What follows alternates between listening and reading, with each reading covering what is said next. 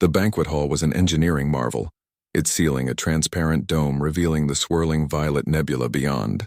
The human delegation, including Marcus, sat awkwardly at their assigned table, picking at flavorless nutrient paste. Despite the alien extravagance surrounding him, Marcus couldn't shake the sensation of being watched. Every time he looked up, he caught glimpses of crimson eyes from the platform of the Crimson Dynasty. "She's staring at you," Dr. Walsh, the chief scientist, muttered, her voice low with unease. The princess. That's not normal. It wasn't. Princess Lyra was known for her chilling aloofness and calculated political maneuvers. Staring at a junior engineer from a marginal planet defied every protocol. The galactic mediator called for silence, initiating the traditional exchange of gifts, where allied species presented tokens of technology and friendship. Marcus watched in awe as impossible treasures changed hands.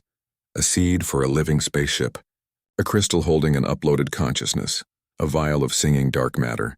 Then, Princess Lyra stood. The hall fell into instant, profound silence. This was not part of the program. She descended from her high platform with deliberate glacial grace, and the crowd parted before her as if by telekinesis.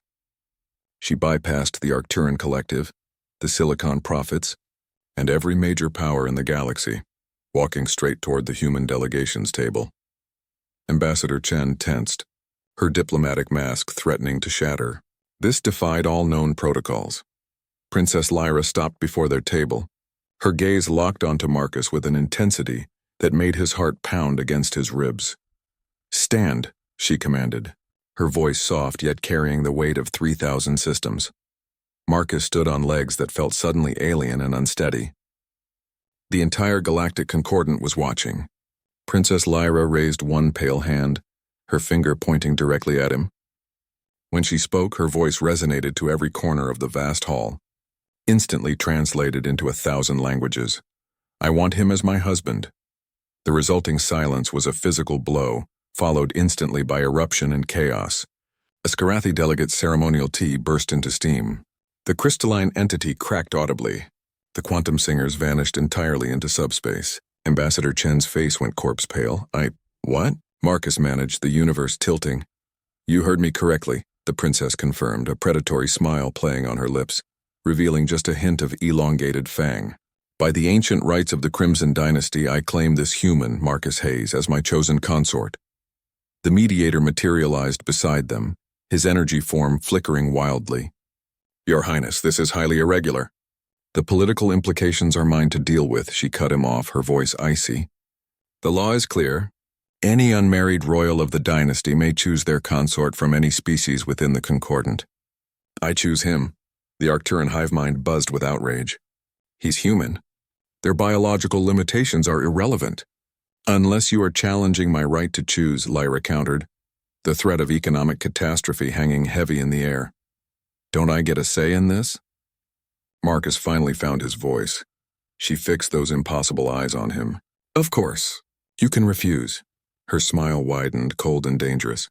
"If you dare insult the Crimson Dynasty before the entire concordant, I am sure your species can weather the diplomatic consequences." Ambassador Chen grabbed his arm, hissing into his ear, "Hayes, do not refuse. If you embarrass her now, Earth is finished." "I'm nobody," he whispered back, desperate. "I fix translation matrices. I'm not prince material." "You are now," Chen stated grimly. The princess extended her hand. "Your answer, Marcus Hayes." Marcus saw the weight of Earth's fragile future pressing down on him. One wrong word would shatter humanity's place in the stars. He thought of the colonies, the children, the dream. He took her cold but surprisingly gentle hand. "I accept." The word came out like a question, but it was enough. The princess's smile turned triumphant. "Then by the blood of the dynasty, by the void between stars, I claim this human as mine." Marcus expected protests, riots, or even violence. Instead, the assembly's chaos subsided into cold, hard calculation. The political gears had already begun to turn.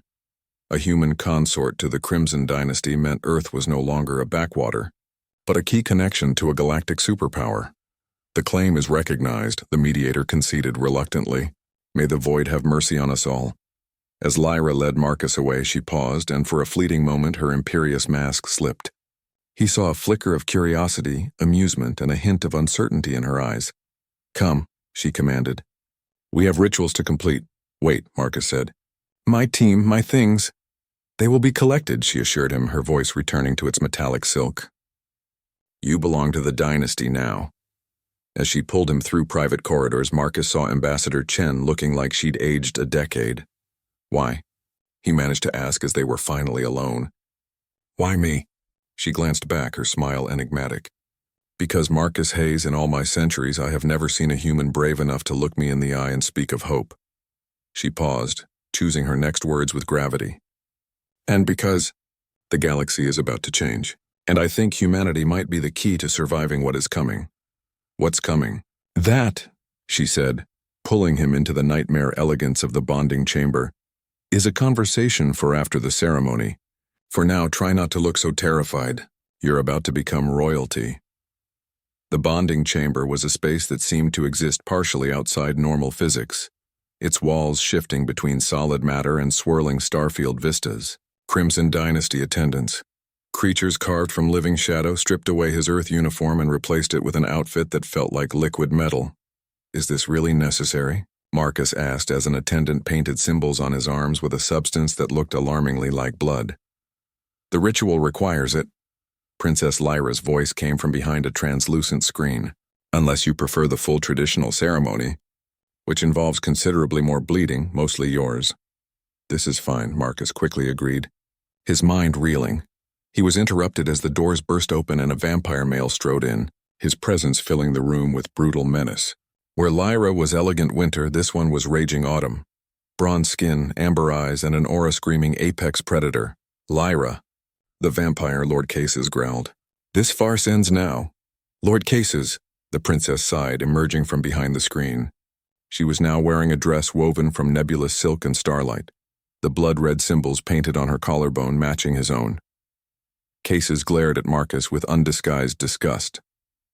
"A human? They live for mere decades. This is beneath you." "What's beneath me?" Lyra said coldly. "Is having this conversation. The choice is made. Then unmake it or I will."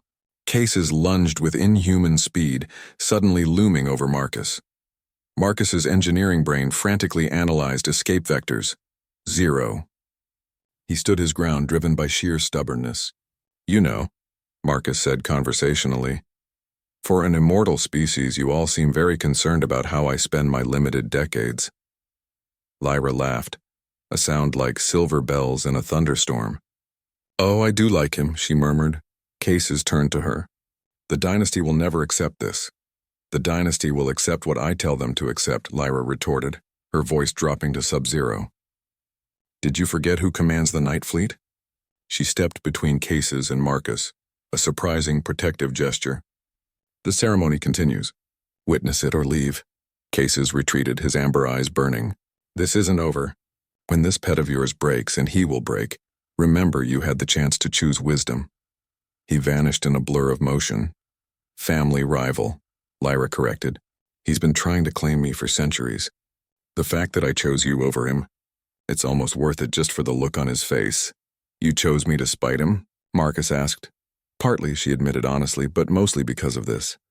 She touched his chest right over his heart. A jolt of electricity surged through Marcus, a moment of profound non-physical connection. In that instant, he saw flashes of stars being born, civilizations falling, and a darkness spreading across the galaxy like spilled ink. He gasped, stumbling back. "Potential," she said simply. "Now come." The bonding waits for no one. The ceremony was a blur of incomprehensible alien vows. Marcus drank from a chalice that made his vision swim with impossible colors. Lyra intoned, her grip firm. "By blood and void, by star and shadow I bind myself to this mortal, sharing my strength until his flesh fails or the universe ends." Marcus managed the human vow. "By flesh and hope, by earth and sky I bind myself to this immortal, sharing my humanity until my breath fails or the universe ends." Lightning that wasn't lightning crackled between them. A fundamental shift occurred, as if reality itself had updated its code to acknowledge their union. "It is done," the officiant declared. As they left, Marcus noticed the night guard had tripled. They were now surrounded by elite warriors. Expecting trouble? He asked. Always, she said. Congratulations, husband.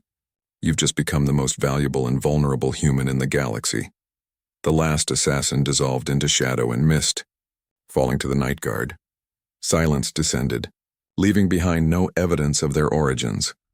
The wound, the guard captain reported, pointing to Marcus's shoulder. Void poison.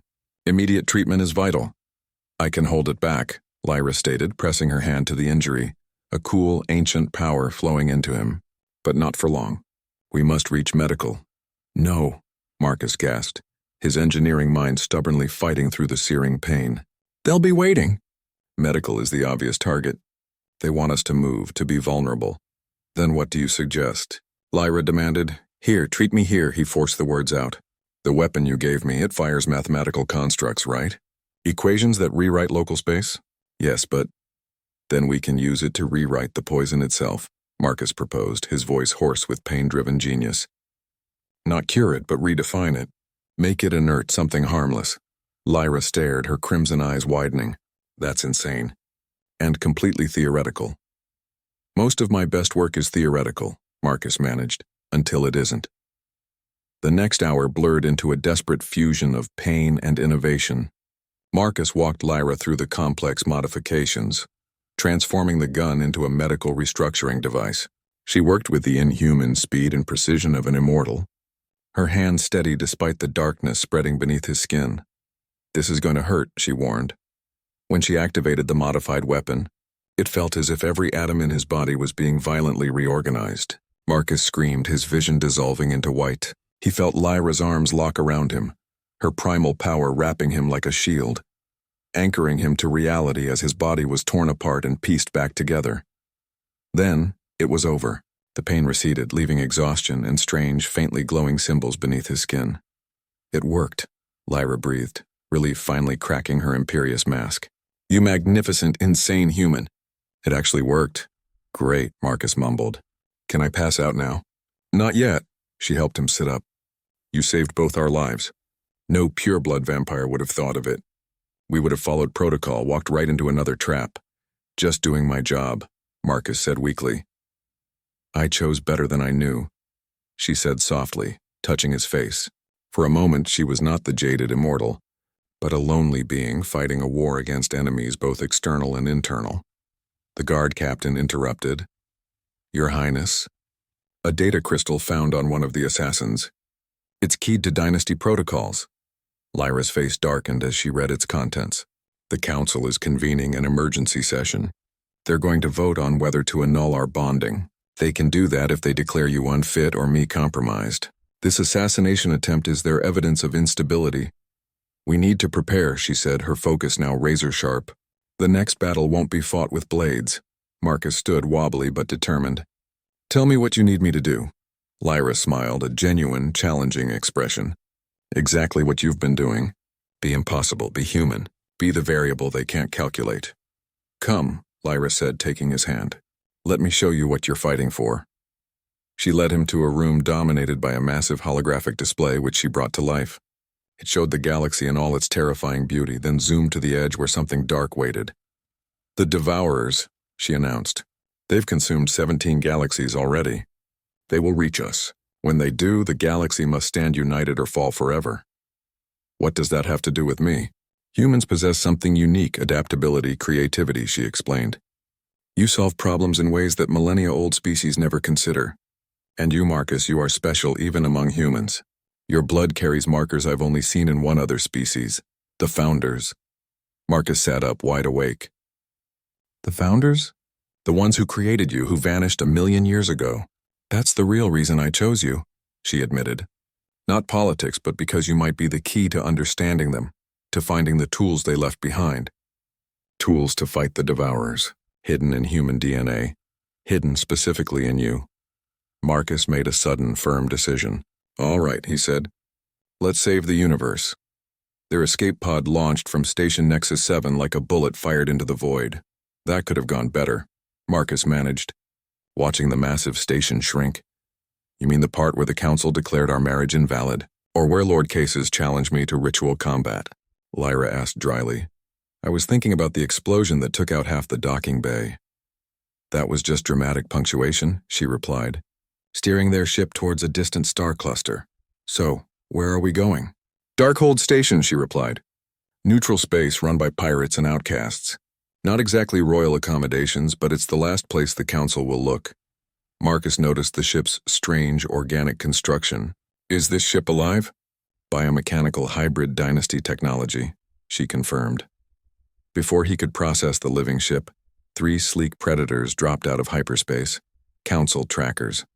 Space erupted in energy fire. Can I help? Marcus shouted. You're operating at maybe 60% efficiency. You're treating it like a machine instead of a symbiotic system. You have a better idea? She challenged, throwing the ship into a near-impossible dive. Let me interface with the navigation system, he urged. I need to establish a pattern resonance between us and the ship. Human neural patterns aren't compatible. They weren't compatible with void poison either, he reminded her, as another explosion rocked their hull. Do it! Marcus plunged his hands into the ship's neural center, a pulsing bioluminescent pool of viscous liquid. The sensation was overwhelming. He felt the ship's consciousness, ancient, alien, but underneath recognition. He was the ship. Hard port 30 degrees down, then invert. He directed, his voice foreign to his own ears. Lyra obeyed, and the maneuver caused 2 enemy ships to collide.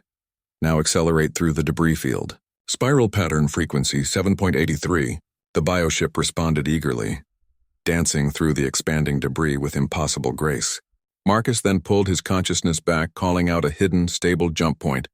They warped out, leaving their pursuers stranded. Marcus collapsed, exhausted but grinning maniacally. That was impossible, Lyra corrected, though she was smiling. No human has ever successfully interfaced with Dynasty biotech. Maybe that's the point, Marcus said, accepting her help. What if we're not primitive, just divergent? A different path that might be exactly what's needed? Later, in the ship's sleeping quarters, Marcus asked, Tell me about vampire culture. If I'm going to pretend to be a prince consort, I need to know more than just that you drink blood. She curled up in a chair, a gesture that was surprisingly human. Most outsiders only care about power and longevity. The culture is something to be endured. You really want to understand? I'm an engineer, he managed a tired smile. Learning is what I do. She told him about the great houses, the blood courts, and the feuds. We first encountered humans 2 centuries ago. You achieved spaceflight with such primitive technology. It defied logic. I argued against conquering Earth. I saw potential. What exactly did you see when you chose me? He asked softly. She paused, then confessed. Your quantum field equations. They incorporated principles humans shouldn't know for another 1,000 years. But when I touched you and shared my power, I felt something more. Your blood carries markers I've only seen in the Founders. I'm sorry, she said quietly. I've dragged you into something vast and terrible, but I couldn't let you slip away. The galaxy needs what you represent. Teach me, Marcus said suddenly, accepting his impossible fate. Everything. Combat, politics, technology. If I'm supposed to help save the galaxy, I need to be more than just a clever engineer. It will be difficult, she warned. I interfaced with an alien bioship and rewrote void poison. I think I can handle intense. Darkhold Station hung in space like a parasitic growth made of steel and broken dreams, spinning around an impossible gravitational anomaly. Charming, Marcus muttered. It grows on you, Lyra said, docking their ship. Darkhold operates outside anyone's jurisdiction, and sometimes the best place to hide is where everyone's already hiding something. The docking bay was an assault on Marcus's senses. Black market tech dealers, mercenaries and creatures that defied classification. Stay close, Lyra murmured. Pulling up her hood, they found their destination, a bar called the Void's Edge, existing in a pocket of twisted space where gravity worked at odd angles. Zara, Lyra called to the bartender, a woman with extra arms and eyes holding swirling galaxies. I need a private room. Lyra, you're hot property right now, Zara exclaimed. Bounty just went galaxy-wide. 50 million credits for you alive. 20 for your pet human. Only 20? Marcus asked, oddly offended. Lyra smiled. Something like that. We won't be long. Just need to lie low while I make some arrangements. The private room at the Void's Edge was a temporary bubble of stability. Marcus, collapsing onto a chair made from a strange creature's shell, finally spoke. 50 million credits? I'm guessing that's a lot. Enough to buy a small moon, Lyra confirmed, activating privacy screens. The Council isn't taking chances. We need time and information. While Lyra made calls to her loyalists in a rapid, untranslatable Dynasty dialect, Marcus's engineering mind cataloged the room's defensive technology. Multi-species shields, weapons disguised as decor, and escape routes hidden behind holographic wall art.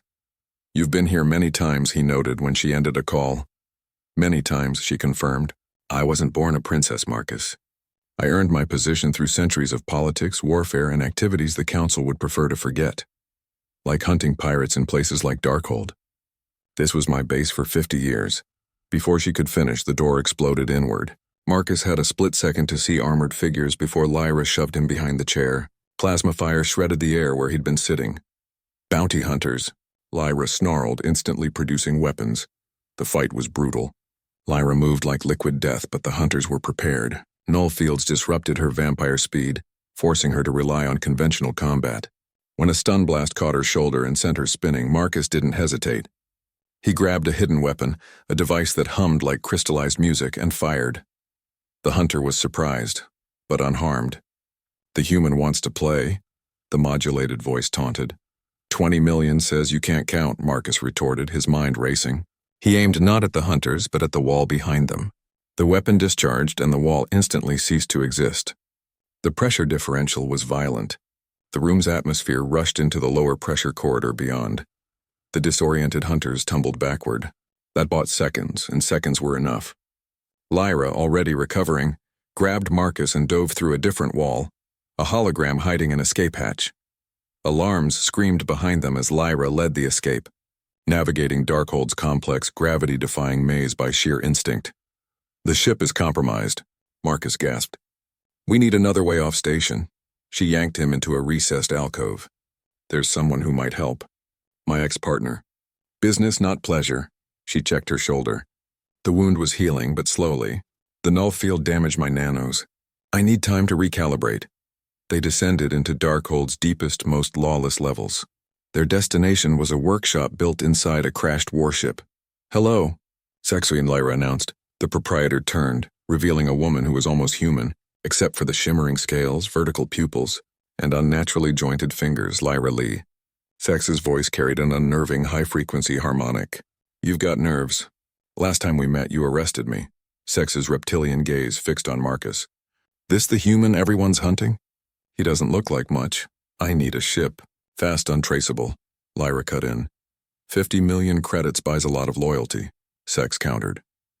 You owe me, Lyra stated simply.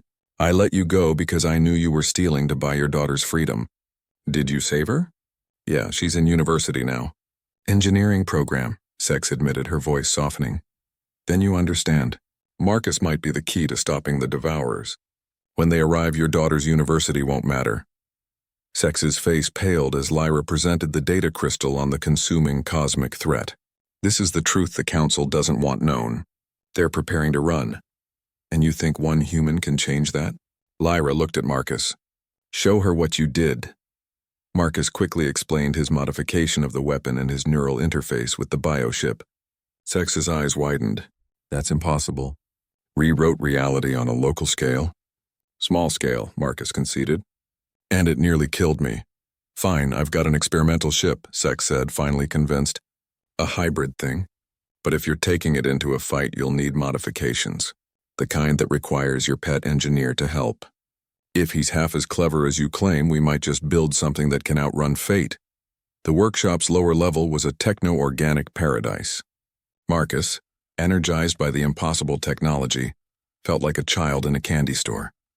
Sex gestured to a vessel that looked like a cross between a fighter jet and a living shadow. Dynasty hull, Arcturine drives quantum singer navigation array. I call her the probability witch. The systems don't play nice together, Sex admitted. I've been trying to create a unified control matrix for months. Marcus peered inside.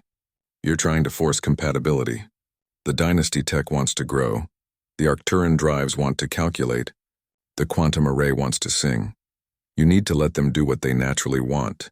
Just together, a symphony, Lyra murmured, as Marcus began rearranging components. For the next several hours, they worked in focused silence. Marcus lost himself in the puzzle, treating the disparate systems as an orchestra. Lyra interface with the biosystems. Tell them we're creating a symphony, not a hierarchy.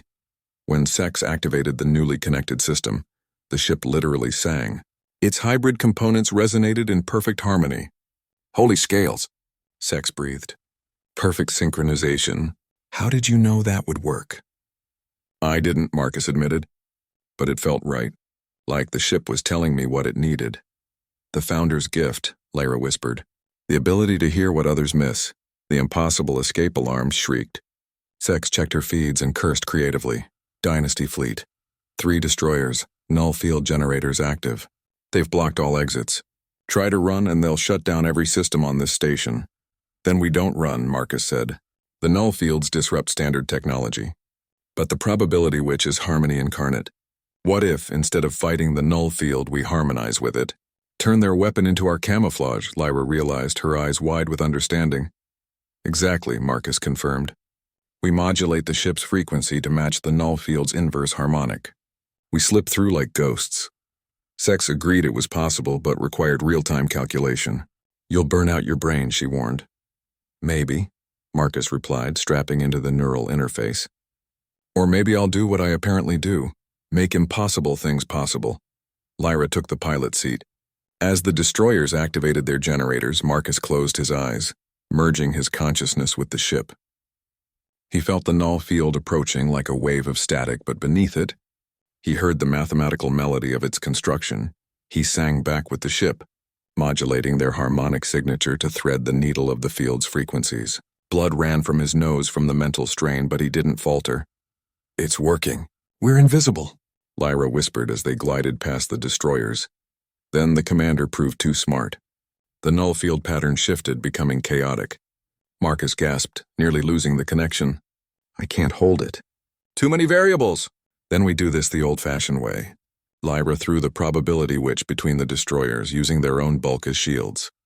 The ship danced through the chaos, its hybrid systems responding with impossible grace. They cleared the blockade just as Marcus's connection shattered. Allies in the new mission. We made it, Marcus mumbled, slumping in the chair. We made it, Lyra confirmed, wiping blood from his face with unexpected gentleness. You continue to exceed expectations. We've added Grand Theft spacecraft to our crimes. Worth it. Did you see their faces? As she helped him to the medical bay, he asked, Where are we going next? To find the one group even the Dynasty fears. The frontier scientists. Why do I feel like that's not as boring as it sounds? Because they are the ones who created the technology that almost destroyed the galaxy last time the Devourers came, Lyra revealed. They've been in exile for 10,000 years, and they'll either help us or dissect us for science. Marcus closed his eyes as the medical systems began their work. He couldn't wait to see what impossible thing happened next. Absolutely. This is the epic conclusion, the final confrontation, the ultimate victory and the beginning of a new, immortal life for Marcus. I've structured the final narrative into 3 cinematic acts, the final preparations, the impossible battle, and the new dawn. We designed it centuries ago, the symposium leader explained, projecting the Harmony engine's blueprints, but deemed it too dangerous to build. It requires a living conduit, someone to channel and shape the creative force. The energy would burn out any normal consciousness in nanoseconds. Good thing I'm not normal, Marcus countered. We can't not risk it, he insisted, cutting off Lyra. The Devourers won't wait. We need an alliance of all civilizations, the symposium leader scoffed. The probability of spontaneous universal peace is impossible, Marcus grinned. That's kind of my specialty now. Over the next few days, their impossible plan crystallized. The frontier scientists worked with frenzied zeal, and Lyra rallied her network. Marcus refined the engine, designing a neural interface that would partner with the consciousness, not control it. We're betting the galaxy on hope, Marcus told Lyra during a rare private moment. The Founder's real gift wasn't in our blood. It was in our capacity to believe impossible things. I think we make a good team, Lyra smiled. An alert chimed. They entered the conference room to find a holographic summit in progress. Representatives from every major power were present, including a glowering Lord Cases. This is absurd. Cases sneered. The probability of success is low, but non-zero, the Arcturan Collective interrupted. That is more hope than any other plan has offered. The Devourers' advance has accelerated. First contact is now estimated in 40 days, not 70 years. Then we'd better get started, Marcus said, stepping into view. The Harmony engine requires components from every major civilization. That's not a weakness. It's the point. We're literally building our salvation out of our cooperation. Despite Case's bitter objections, consensus formed. 6 months was the deadline. Marcus looked at the star chart showing the darkness approaching. Thank you for believing in me, he told Lyra. I didn't believe in you, she admitted. I believed in us, in what we could become together.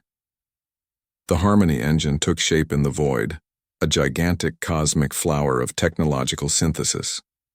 4 months compressed into 4 weeks through desperation. First contact in 6 weeks, the alert confirmed. A proximity alarm screamed. Case's personal Crimson Dynasty royal vessels dropped out of hyperspace. Inspection. Case's voice crackled across all channels. He's stalling for time, looking for an excuse to sabotage, Lyra snarled, commanding the defensive fleet. Marcus met the inspection team. This monstrosity will be the death of us all, Cases spat. You're building a beacon that will draw the Devourers faster. We're building a transmitter that will broadcast pure creative energy, Dr. Caney interjected. The opposite of what attracts them. Cases lunged at Marcus, stopping only when Lyra stepped between them. When this fails, I want to say I tried to stop it. Before the politics could escalate, a section of space nearby rippled and tore open. A sphere of unbeing, the size of a moon, drifted through. A Devourer scout probe. It pulsed with negative energy, scanning and leaving space itself frayed. They know we're here, Marcus stated quietly. That wasn't reconnaissance. It was a warning. We have less time than we thought. The construction became frantic. 3 weeks later, Marcus strapped himself into the neural interface cradle for the first test.